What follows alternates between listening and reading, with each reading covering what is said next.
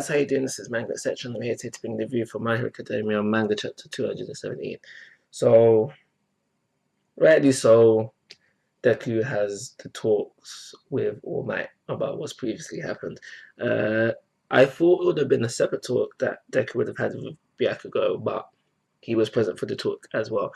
And we find out that Deku is probably the first person to know what's going on with the current situation, with the whole thing with having multiple quirks. I think Deku's the first person to ever know about that. They come to that assumption. It might not be the case, but they come to that assumption. And Bakugo also mentions what probably some people have been already thinking, not just All Might, but some people in real life, in the actual fandom, are thinking, does this have something to do with All for One? I always get too confused. It doesn't have something to do with All for One. Is there something there? During the chapter, we have a little practice montage between Deku and Bakugo, where Bakugo is trying to lure out the Black Whips again, and it's spread out throughout the chapter basically as to why Deku may not be able to activate this quirk now. And at the beginning of the chapter is a case where Deku's realized that he realizes that his quirk relates to his emotions, and he's mentally told himself, I can't use this power now, I've got to save that for the future. So as he says within the chapter, that he's locked it. At the end of the chapter, he's realized, okay, I can't be locked, I need to master these quirks. So maybe not right away, but because he's opening up more to using these things, maybe they'll come easier later on. Maybe, I don't know.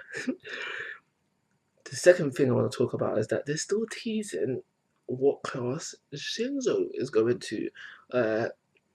In the chapter, they have decided, but they don't say which class.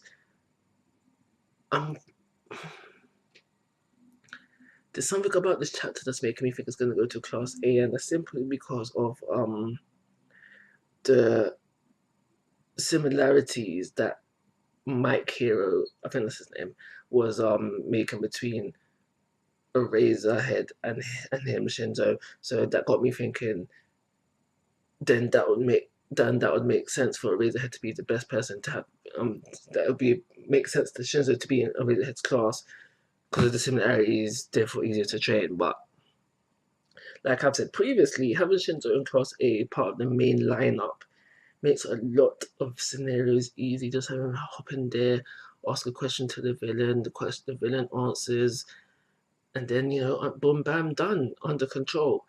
The only way that doesn't work is if they have a quirk that counterbalances that, or the villains start to get aware of Shinzo the same way class A and class B know about him, so they are more they know of ways around this quirks, basically what I'm trying to get at. So as the chapter goes on, we find out why Mr. Copycat, as I call him, has his duds. Yeah, we found out how he has his duds, and it's got the accumulation, so we know that Deku's powers the accumulation, blah blah blah, and apparently Aries quirk is an accumulation as well. Probably an accumulation of energy that makes her manipulate time. I don't know, but it's an accumulation. Regardless of that, it's depressing. It's depressing simply because I thought we'd be able to give my boy Miri his quirk back, and that won't seem to be the case.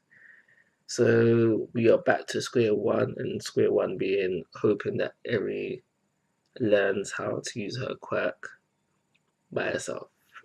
Maybe we get it, maybe we don't. But that's how we leave off this chapter. No chapter next week. It's going to be on the break. So I'm going to give this chapter a 3-star rating and call it a review. Like always, guys, I'm asking for your thoughts and opinions. If you haven't already, please go to my YouTube channel. Most importantly, take care. Have a nice day.